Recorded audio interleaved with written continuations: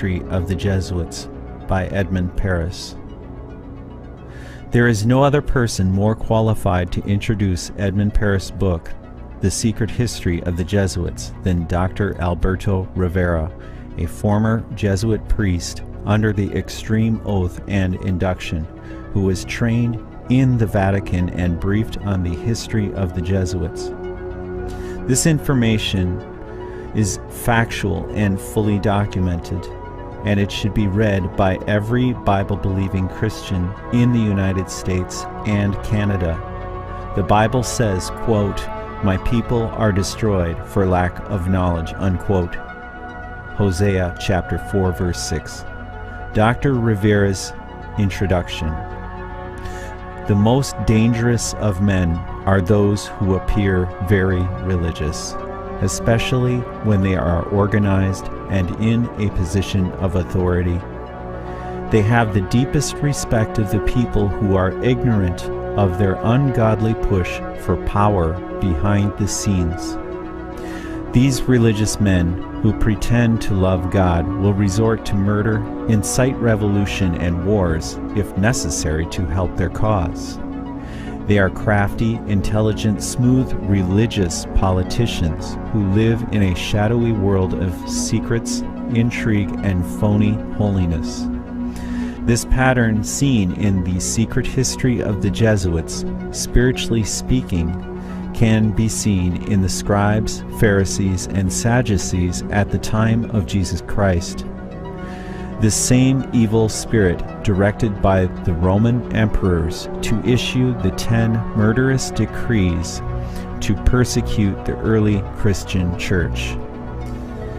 The, quote, early fathers, unquote, observed most of the ancient Babylonian system plus Jewish theology and Greek philosophy. They all perverted most of the teachings of Christ and his apostles. They paved the way for the Roman Catholic machine that was to come into existence. Piously, they attacked, perverted, added to, and took away from the Bible. This religious Antichrist spirit working through them is seen again when Ignatius de Loyola created the Jesuits to secretly accomplish two major goals for the Roman Catholic institution. 1, universal political power, and 2, a universal church in fulfillment of the prophecies of Revelation chapters 6, 13, 17, and 18. By the time Ignatius de Loyola arrived on the scene, the Protestant Reformation had seriously damaged the Roman Catholic system.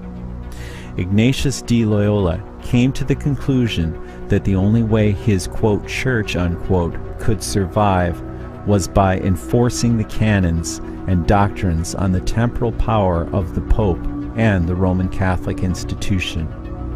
Not by just destroying the physical life of the people alone, as the Dominican priests were doing through the Inquisition, but by infiltration and penetration into every sector of life.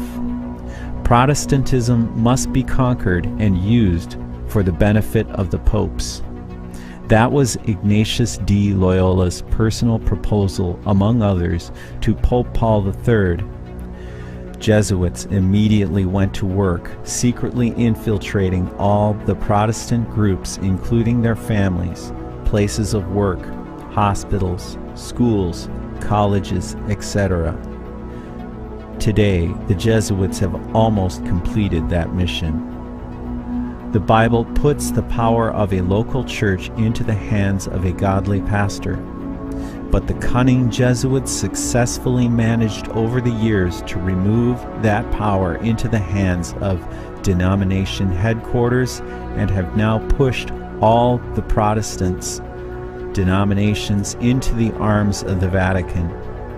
This is exactly what Ignatius de Loyola set out to accomplish: a universal church and the end of Protestantism. As you read the secret history of the Jesuits, you will see there is a parallel between the religious and political sectors.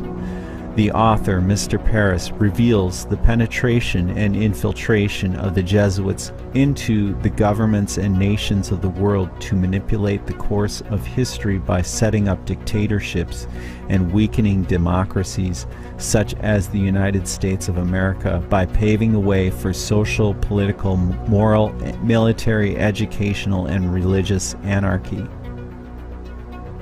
Especially I work in dealing with the infiltration of churches and religious institutions as well as government that cover a tremendous number of institutions. And the purpose of that infiltration was what for?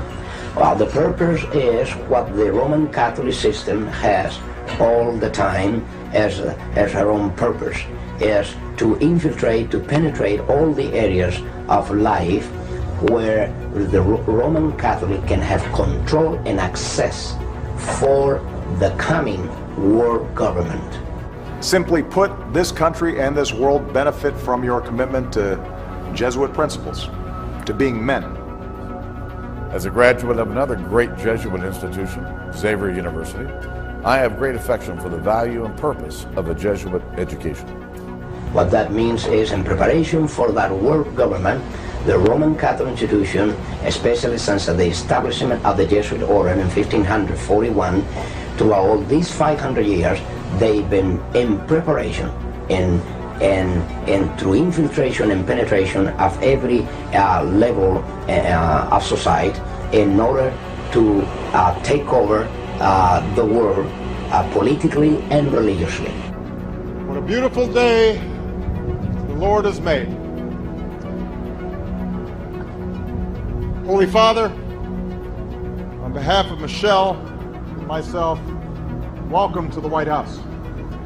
There are two doctrines that define very well these dangerous goals of the Roman Catholic institution. Two doctrines define this very well. One is called the doctrine of the apostolic succession, and that is dealing with the papacy. And the other is the doctrine, the temporal power, and that is dealing with world government. Of course, both, because you can see that even the Pope and his own individual office, he meet those requirements. He is not only the head of his church, as he called himself, John Paul II, the present Pope. He said he is the pastor of his church. He is not only that, but he is the head of his state. It is a sign, perhaps, of how far we have come in this country that today's news of formal recognition between the governments of the United States and the Vatican did not create a furor. Once upon a time, it would have. Once upon a time, and not all that long ago, it did.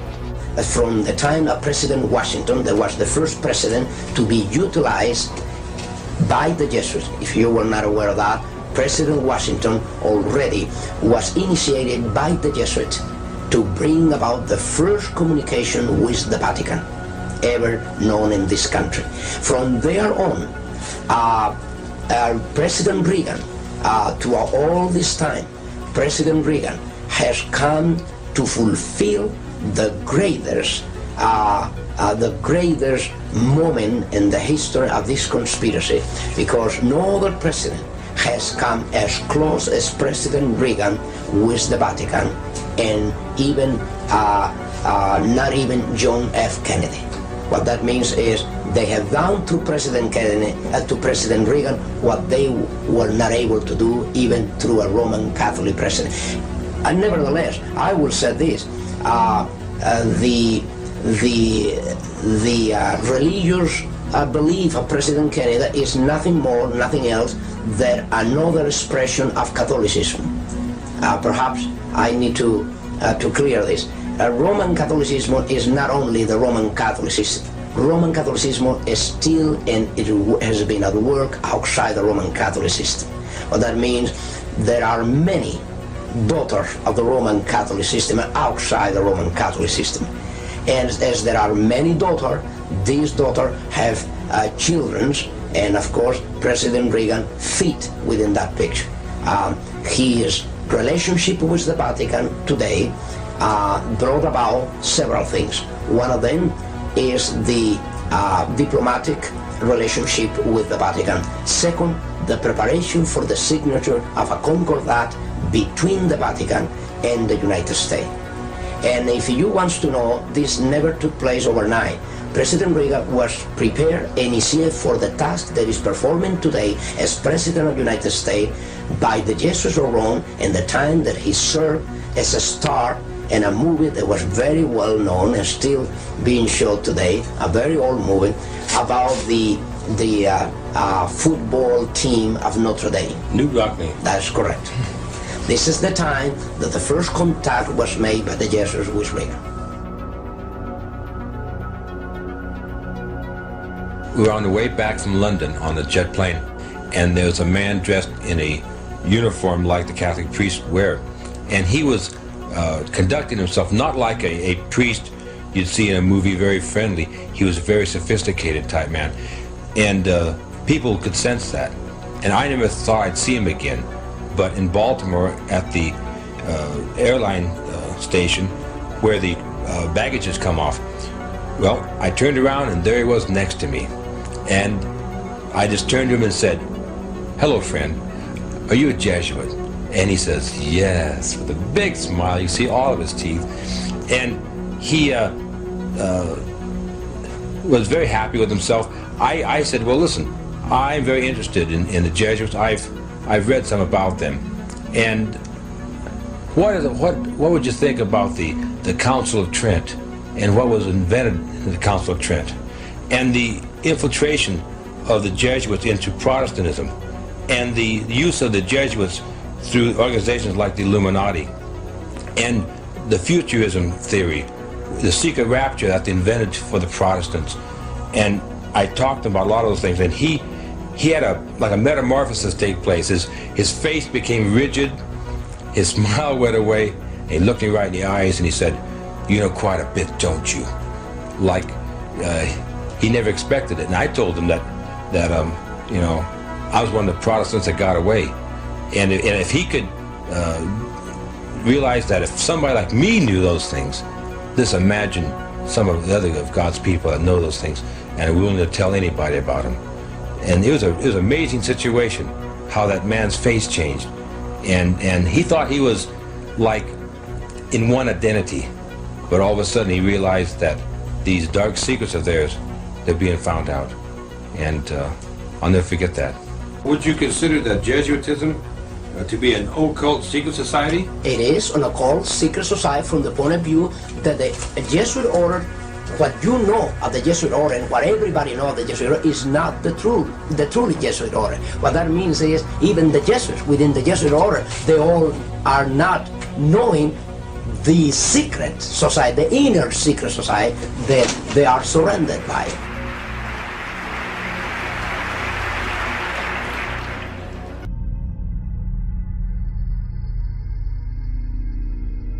And I said, well, what are you guys exactly doing in here? What are you doing in there? And they said, well, we're here with the advance team from the Vatican, and we're here to train the U.S. Senate on what specifically the Pope's climate change agenda is about and educate them as to what we're trying to achieve. And that's when I said to them, I said, you know, I read the Pope's climate change encyclical, and I noticed that the Pope mentions the Sabbath in the encyclical.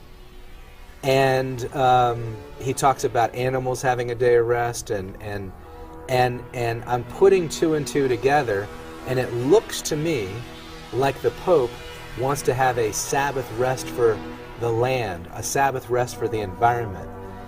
And it seems to me like the Pope wants to have a worldwide Sunday law put in place, and through this green Sabbath, I didn't say green Sabbath, but through this Sabbath rest for the land or for the environment, that the whole world would shut their businesses and factories and everything down one day a week, and thus you'd be able to lower greenhouse emissions.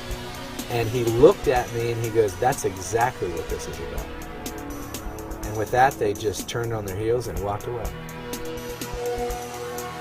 It seems to me like the Pope wants to have a worldwide Sunday law put in place, and through this green Sabbath, all of us are quite aware of and deeply worried by the disturbing social and political situation of the world today.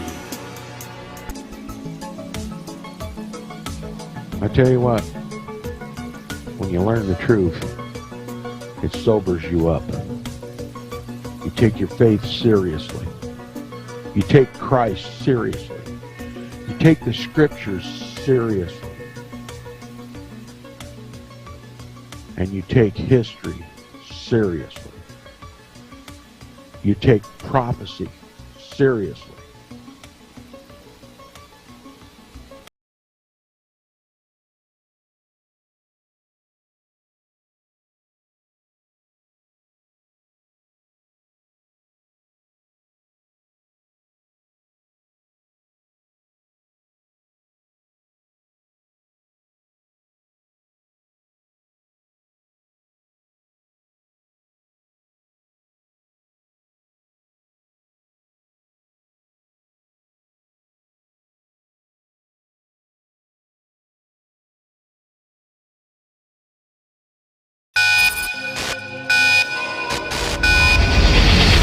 Previous popes have spoken out about the environment, but none made it such a priority. Pope Francis is essentially moving doing your part for the environment into the realm of obligation. But will that translate into action? In theory, with 1.2 billion followers, the Pope could tip the balance, ensuring faith trumps all other interests, getting in the way of fighting man-made climate change. It seems clear to me also that climate change is a problem we can no longer be left to a future generation. Because iniquity shall abound, the love of many shall wax cold. You can read it in the Bible. Centuries ago, the word of God foretold that there would be an evil that would grip the entire human race. That nation would rise up against nation, and kingdom against kingdom, and that a corruption of a supernatural nature would sweep away the last vestige of proof that man was made in the image of God. But from the midst of the sewage of immorality, there would be one system that would ascend, one power that would emerge as the presumptive savior of humanity. And that power that will seize upon the misguided adoration of humanity. That power is Rome. And as you behold the artful advance of the papacy's campaign to have their pontiff crowned as the champion of peace, it begins to become clear that the political rigor mortis that once held Rome as its captive, those bonds of impotence have been broken. Rome is back.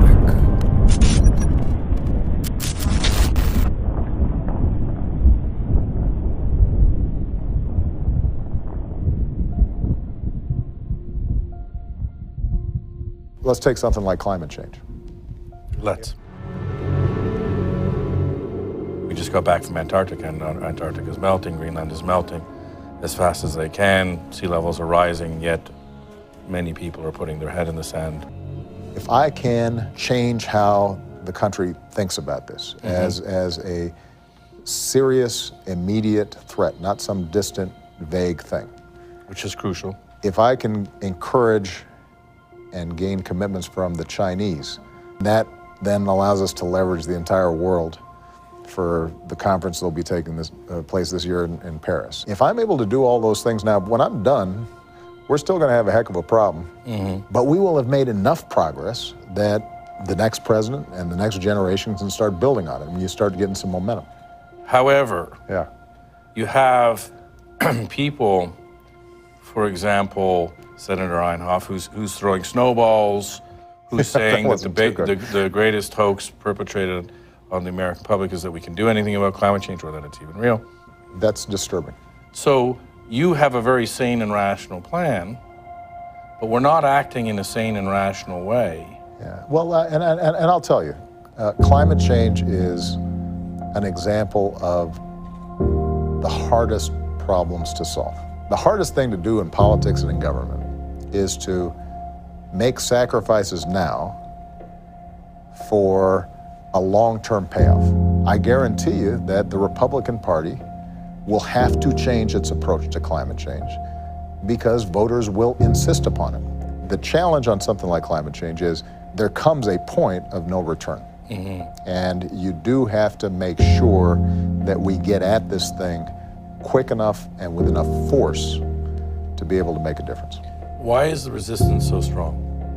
They're concerned about climate change, but they're even more concerned about gas prices. Right. You can't fault somebody for being concerned about paying the bills or being able to fill up your tank to get to your job. There's a lot of money involved. Typically in Congress, the committees of jurisdiction, like the energy committees, are populated by folks from places that pump a lot of oil and pump a lot of gas.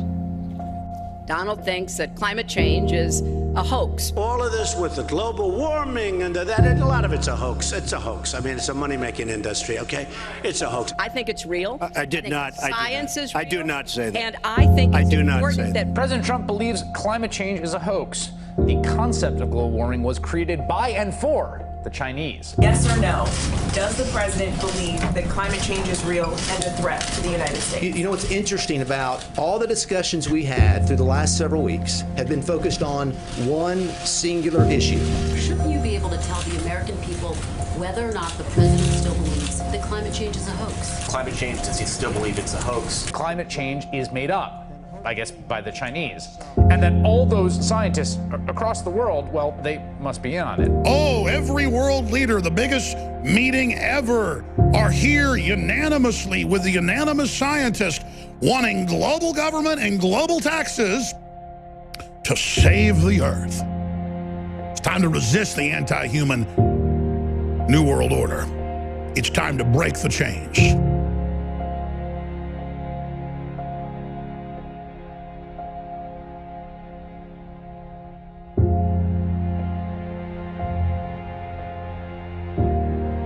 You know, they were talking about climate change yesterday, and now we're learning that scientists and researchers are looking at how to change the weather on purpose. That's right. Michio Kaku is a physics professor at City College of New York. Professor, lasers, really, to change the weather? Everyone complains about the weather, but no one ever does anything about it. We physicists are firing trillion-watt lasers into the sky to actually precipitate rain clouds and actually bring down lightning bolts. This is potentially a game changer. When you have water vapor and you have dust particles or ice crystals, you can precipitate rain.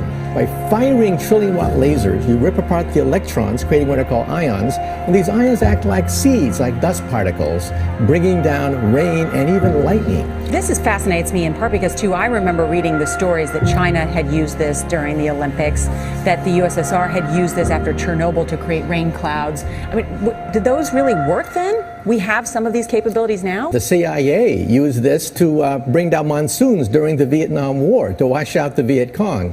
Governments have been playing with this thing. Alleged to. Alleged to, right. Yeah. Now, we realize that for decades now, these governments have been alleged to have experimented with weather control, but nothing conclusive.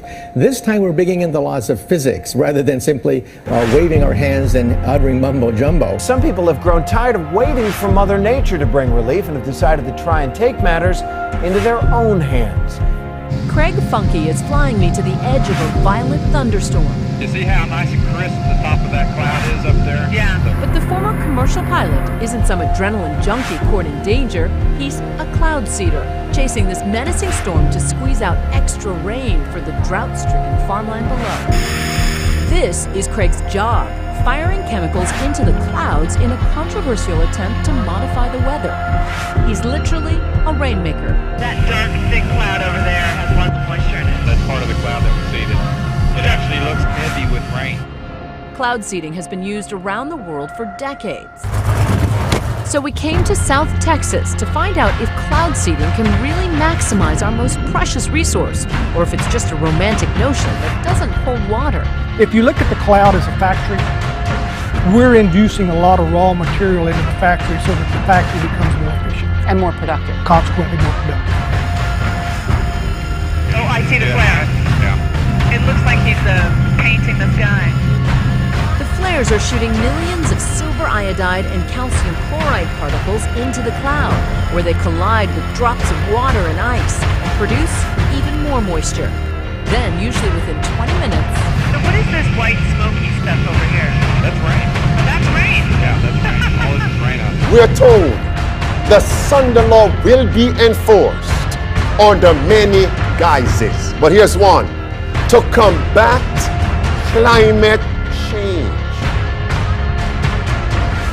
And we are told we will know when the mark of the beast is near, when we see church and state are uniting. When church and state unite, just as in the old world of Europe, etc.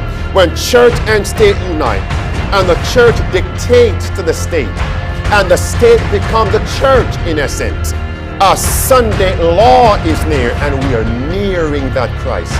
Elder Ted Wilson is telling the worldwide Seventh-day Adventist Church to just go to sleep. Don't worry about the prophetic events that are developing around us in regard to the Sunday law that is brewing. The question has surfaced from time to time as to whether or not there is some connection between the General Conference and its involvement with Sunday laws and that kind of thing.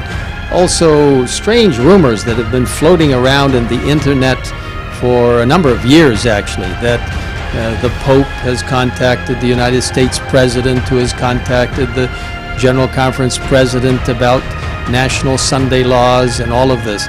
I want to tell you that this is absolutely incorrect, totally false. Nothing of that sort is in the pipeline at the present time, nothing that we have understood. Elder Ted Wilson says, don't listen to these type of rumors.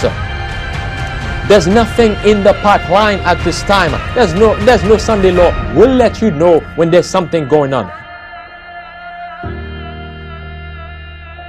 In Great Controversy, page 590, we are told, my friends, we are told a Sunday law will come to combat calamities. Are calamities becoming more frequent? Are they becoming more disastrous? I won't spend much time there. Look at this. The Pope of Rome says what? To combat climate change, to care for nature and the poor, Sunday must be observed. That's your last sentence especially. Sunday must be observed. Your last sentence, nature, last 4 words, and the poor, Sunday must be observed.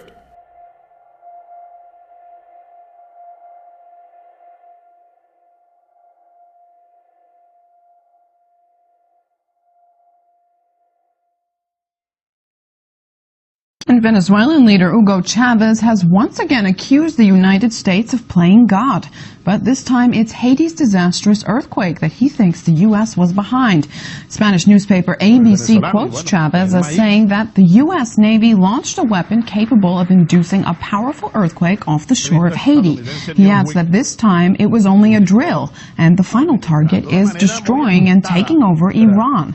The existence of a tectonic weapon has never been proved, but its use is often suspected by conspiracy theorists. For example, the leader of Georgia's Green Party accused Russia of being behind an earthquake on Georgian territory in 2000.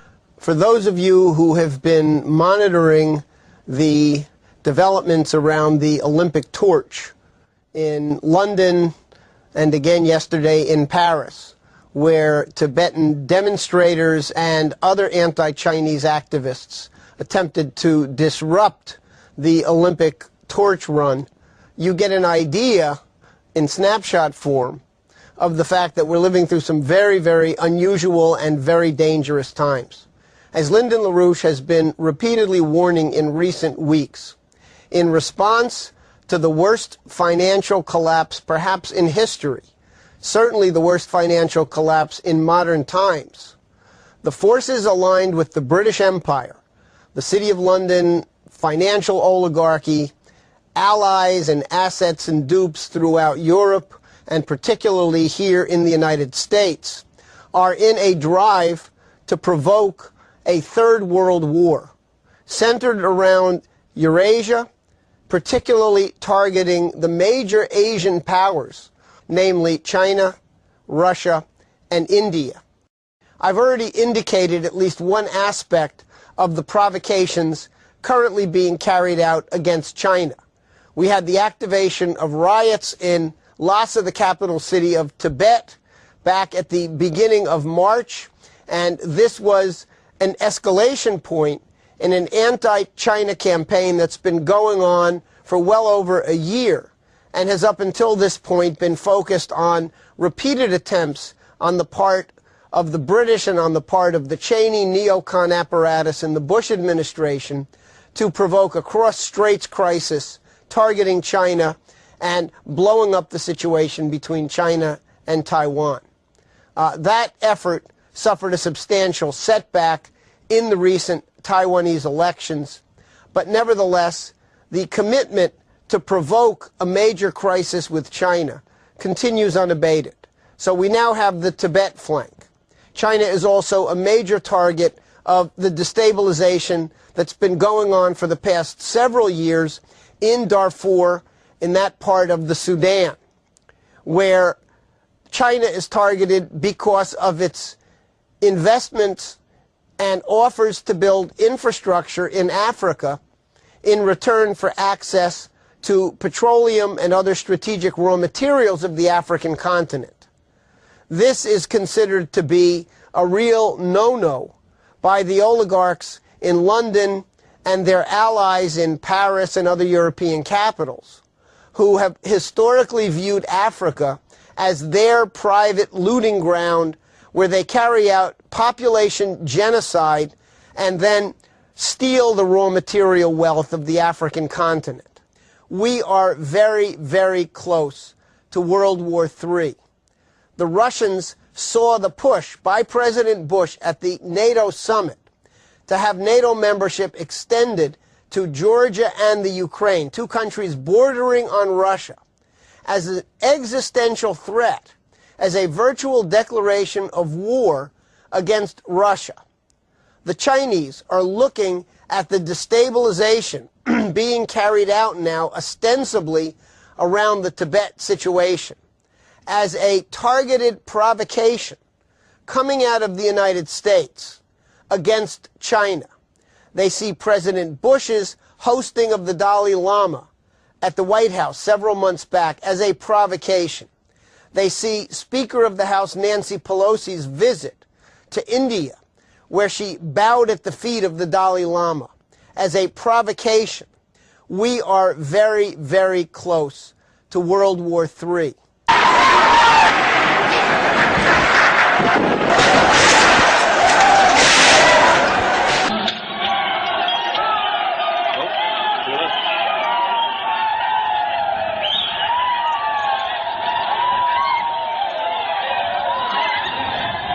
Now, and in China, the full horror of Monday's earthquake is starting to unfold.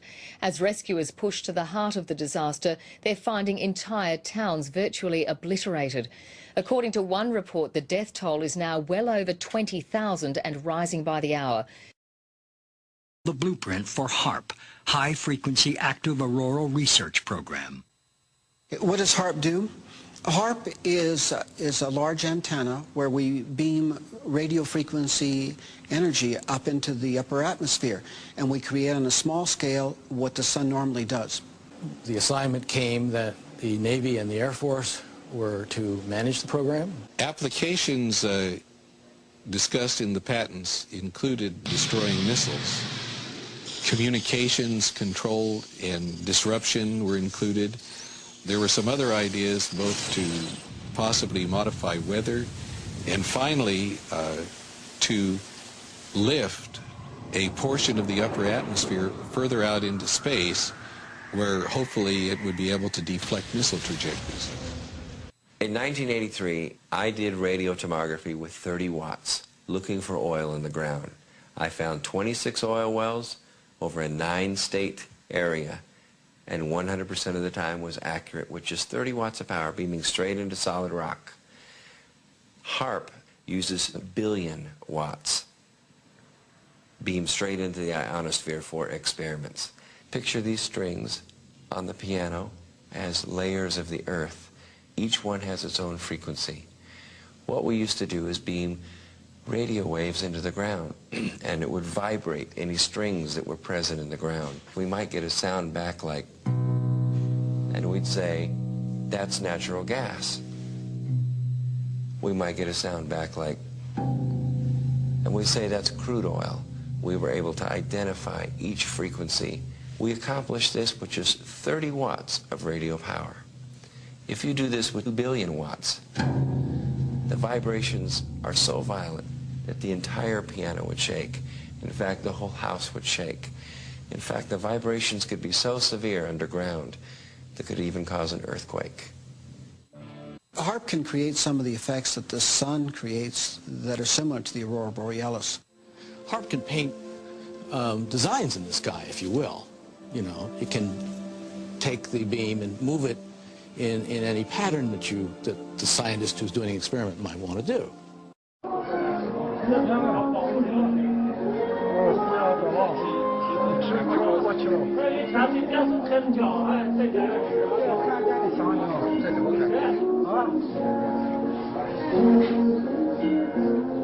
设备思想的人能要求吧？这跟这个方向问题，跟其他方向差不多。就光线里折射嘛，太阳折射，就是用在折射的太阳光嘛，应该就是。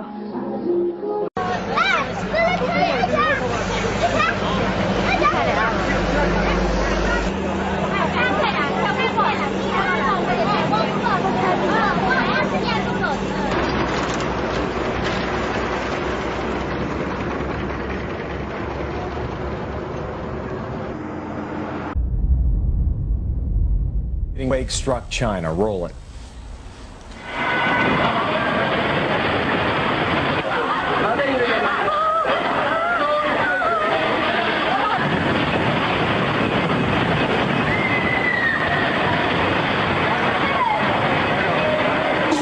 Oh my. That's from an airport. That tape comes from a spot near the epicenter of that 7.9 magnitude quake. China correspondent Stephen McDonnell is in the disaster zone. At a school where hundreds are feared dead, troops rush bodies away from the scene. Then a rare moment of triumph as a student is found alive. But for most, there's only loss and pain. This woman fainting with grief. At another school, there was more grief as rescue workers fought to free the trapped and injured. At this building, they used microphones to pick up voices and video cameras to find the victims. Eventually, a survivor was freed, but it was a painful escape. China's deputy leader, Premier Wen Jiabao, has been comforting the victims. He told this girl, "Don't cry, the government will take good care of you." As well as strong aftershocks, rain has increased the danger. Jean Manning is a journalist who stumbled into a strange world when she started asking questions about alternative energy sources and heard the story of an early 20th century inventor named Nikola Tesla. Tesla is almost a cult hero and an overlooked genius, and he has so many inventions that are at the basis of technologies that we have today. She went to a conference on Tesla and had a close encounter with a mysterious scientific researcher who became her deep throat, her Mr. X. He sent me a file of materials about the Bernard Eastlund patent. About a month ago, the U.S. Patent Office granted a patent to a Houston-based scientist, Dr. Bernard Eastlund, for an invention which, Dr. Eastlund says, could be used to change the weather. Dr. Eastland says the invention could also be used to disrupt communications all over the world and might be used to destroy or deflect a missile attack. The Eastland patents had the ring of the mad scientist aspect of Tesla. Tesla talked about this Tesla shield around the planet and talked about particle beam weaponry, something called a death ray. Death ray? Gene wasn't sure where all this was leading until Mr. X called again. And he said, the maniacs are actually going to do it up in Alaska. Mr. X's maniacs were in the U.S. Pentagon, and he was convinced they were conspiring to build Bernard Eastland's Sky Zapper under the guise of a nice little research project deep in the Alaskan bush called HARP.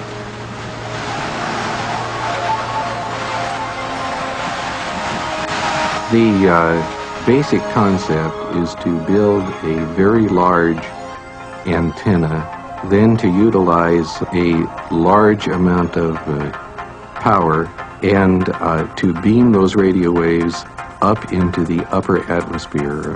Have you approached the Pentagon with this invention? Yes, and what I'm not at liberty to tell you is the details of what that interaction has been. The word spread through the Alaskan bush, and soon a band of suspicious Alaskans set out to warn people about what they saw as the U.S. military's secret agenda.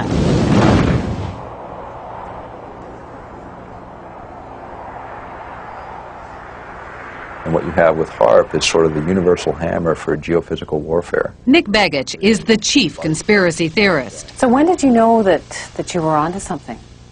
I think as soon as I saw the references to Tesla's work, and when I read Bernard Eastland's original patents, I realized that what we really had here in Alaska was a prototype for a ground-based Star Wars weapon system. HARP is a non-classified project run not by Bernard Eastland, but by the U.S. Army and Navy. The official HARP story is told by one man, John Heckscher. It consists of several types of transmitting instruments and numerous scientific instruments that study the natural ionosphere and the ionosphere that has been perturbed by the instruments that we are building. The ionosphere is a sea of electrically charged particles in the upper atmosphere, and the instrument is a powerful radio wave transmitter. Does it have any military applications? The site itself is strictly a scientific research site. Perhaps the outcome of some of the science, perhaps some of the results could be applied in to military systems.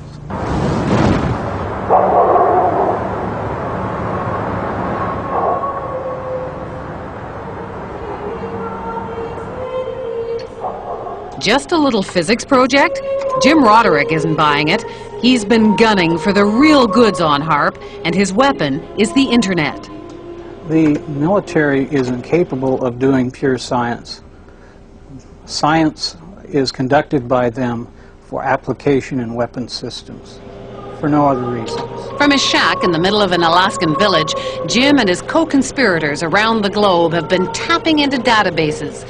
They've dredged up hundreds of long-buried scientific reports and even some internal documents from the military. They call it the world's first techno-protest, and they did it all on the military's own baby, the net. Plans for HARP activities correlate with projections of what can be done in the Eastland patents. It's that simple. So it's not a coincidence? It's not a coincidence. Well, I hate to disagree with you, but it's not his patent that we're building. Superficially, yes, they send energy up into the ionosphere, but the Eastland patents require huge, prodigious, in fact, amounts of power, like 100 billion watts. Remember that number, 100 billion watts. You'll hear it again later. HARP requires only 3 million watts. There is a paper trail leading us back to Eastland. No, there is not. There is no paper trail that I'm aware of that's leading back to Eastland. Eastland used to be an employee of the company, which is building HARP, but that's pure coincidence. Is it also a coincidence that the tiny company that owned Eastland's patents was later swallowed up by an enormous military intelligence firm called E-Systems? $2.1 billion in annual sales, 1.8 billion of that, with a B, was to military intelligence groups, CIA, NSA, and others. And of that, 800 million were black projects, so secret that even the United States Congress didn't know what they were. E-Systems was then swallowed up by Raytheon Corporation. It too specializes in super secret contracts with the Pentagon. Why would Raytheon be so excited about this? Well, it's a ground-based Star Wars weapon prototype. For them, it represents potentially billions and billions of dollars. So how would you describe this world of E-Systems and Raytheon and HARP? Dark.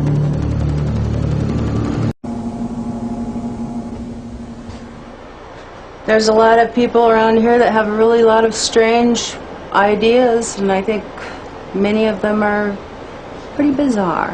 Michelle Angbritson keeps the HARP computers from freezing up in between visits from the military scientists. Well, do you know, do you understand what they're doing here when the scientists come in? You mean when the scientists come in and shoot the beams up?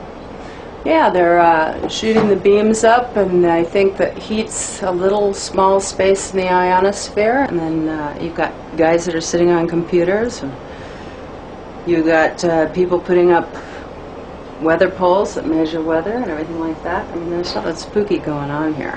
There have been claims made by some scientists that that you could heat up the ionosphere and affect local weather. If you were to do Eastland patents, I have no doubt that's the case. Claims are being made that it could disrupt global communications. Global? Yes, No. that it could shut down another country's communication system and enhance your own. Not HARP. Not HARP in As it is Alaska. now. No. But you couldn't disable any systems? Those that use, if the systems used a path which was accessible to the HARP beam, yes. Starting to sound like Eastland's invention to you? Well, remember, John Heckscher says HARP has nowhere near the power levels Eastland talked about. It seems like this entire thing has been a matter of disinformation. Eric Nashlin understands the military. He spent 15 years in the service as a radio engineer. He knows deception. It came to our attention that there was a document, a technical memorandum, I think it was 195 or something like that. And reading right in the front of it, they said that, bottom line, although this is here, it does not constitute publication. It doesn't exist. It basically doesn't exist. So it was kind of like, wow, here's the document that doesn't exist. We're talking several hundred pages of document that, you know, doesn't exist on a project that is completely unclassified and open to the public. We got it through friendly folks in the right spots. But it really lays out, these are notes from a conference that really break down where they were going to use this technology and how this technology was going to be applied. Remember the 100 billion watts debate? Well, for Nick Begich, this document was pay dirt. And in the document that we uncovered, the actual desired level of these researchers is 100 billion watts. And there we're talking something closer to the order of what Bernard Eastland envisioned. You must be familiar with Technical Memorandum 195, which talks about a desired level of 100 billion watts. Which memorandum? Technical Memorandum 195. I'm not familiar with that number. Well, it's about 600 pages, and it's. I mean, you may not acknowledge it because it hasn't been published, but it exists. I've seen it. I don't know what Technical Memorandum 195 is, because I haven't seen it. This is a published document. It's non-released. And it's the word games that John Heckscher plays and the word games the United States military plays, and it's the word games they continue to play, and those are the things that need to end. Zap incoming missiles, disrupt global communications, and engineer the weather. And ready? There's one more. Some people believe the technology being tested here could be used for sinister projects involving humans. Radio waves messing around with people's brain waves. And guess what? The military denies this one, too.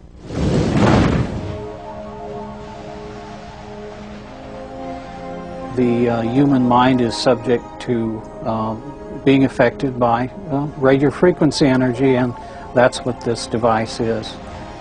In other words, you can move the moods of large populations using this kind of technology. So now we have not just maniacs in the Pentagon, but a bunch of Dr. Strangeloves? Pretty weird stuff. But scientists have been experimenting with radio frequencies on animals' brains for decades. And the military has followed it all very closely, especially once it found out the Russians were onto it. It was all kept a deep, dark secret by the two superpowers. Back in the 60s, the Soviets began zapping the American embassy in Moscow with a low-frequency beam. No one knows for sure what they were up to, but one theory is that they were trying to mess with people's central nervous systems. And one report did say the diplomats got depressed a lot. And hey, just think of all the nifty applications against the enemy. Why blow people up when you can drive them crazy? From documents dating back into the early 80s, we see that the military had discussed the possibilities of mind control through radio frequency energy. The possibility is there. The military has studied it. A 1982 Air Force report called radio frequency energy a major new research initiative and said that RF can, quote, disrupt normal purposeful behavior. A 1987 military report called for more research on RF energy as a non-lethal weapon, while pointing out that most of the existing technology is classified. And sure enough, in 1993, there was a big conference at Johns Hopkins University. Here, the entire conference was classified.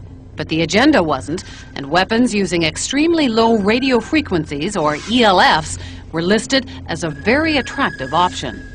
Is it just a coincidence that there's been all of this talk and that HAARP will be experimenting with this? Is that all just coincidence? I believe the ability of ELF to affect the mind is a side issue for us. It may be real. I can't say. It's been exceedingly difficult to find information on what is supposed to be a major new initiative of the military. All we see is HAARP.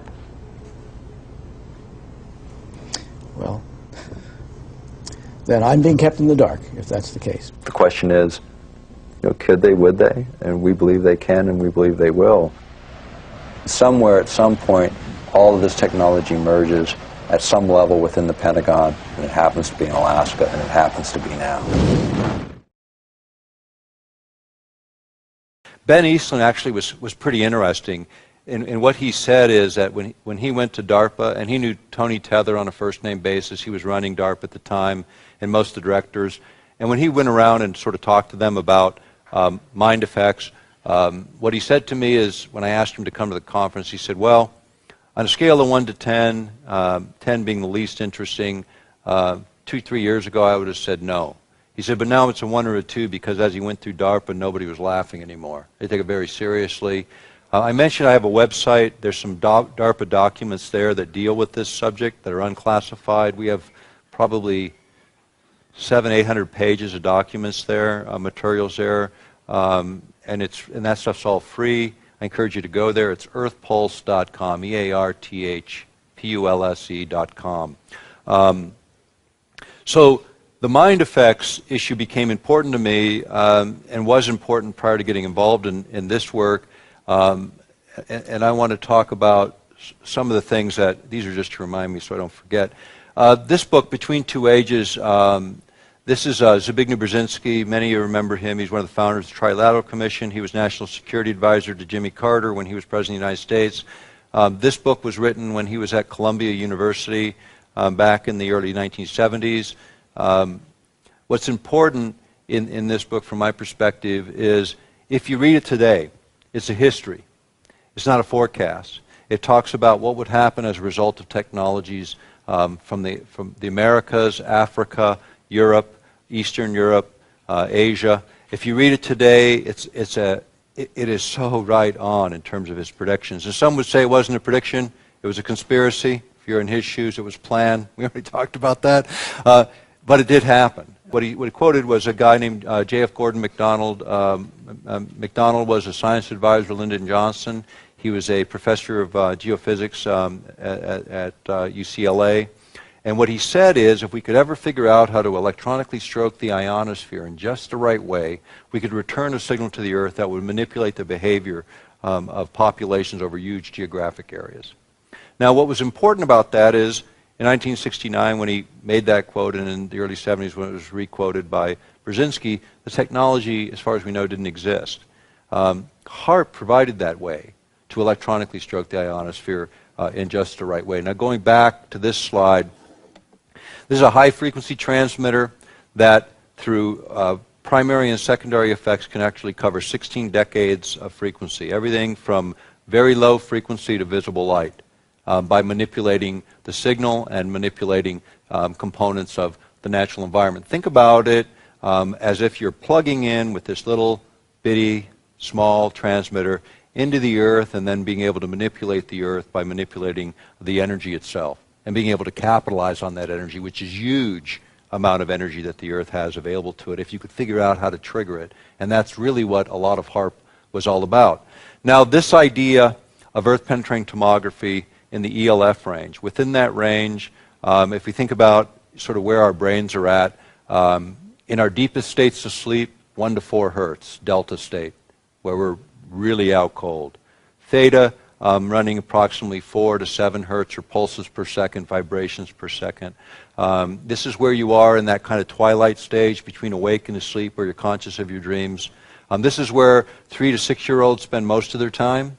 You know, and if you, I have 5 children. You know, I remember this. I got 4 grandchildren. I remember this. You know, they confuse the imaginary with the real because this is where they're at. And we call them attention deficit disordered, and they're not. This is their normal state of consciousness, which is why Europeans are way ahead of the game. They generally don't start their children in school till around 7, which makes sense because then they're ready for the academic learning. Approximately 7 to 12 hertz or pulses per second, the alpha range, that zone, if you're an athlete or a writer, that creative place. I mean, the ideal state of learning is there. And then above that range, the beta ranges, and then further up, where you get increasingly more agitated, the higher that frequency goes. What there is, and it has been discovered, and the book I'm out of now is Controlling the Human Mind. What they discovered is frequency following response, FFR. This is the idea of the brain locking onto an external signal and beginning to mirror that signal, and essentially locking onto that external signal. And these don't have to be very powerful. They just have to be within the window frequencies that the brain will recognize, and then you begin to follow them. Consequently, your emotional state can be altered or changed on a pretty mass scale. Now, if you're near field, you have something near you that has a stronger signal within approximately the same ranges, you'll tend to move that direction versus something that's very weak coming from the ionosphere. But this did exactly what J.F. McDonald suggested, is the ELF range could be generated and then this frequency following response created in large segments of the population. You get punished.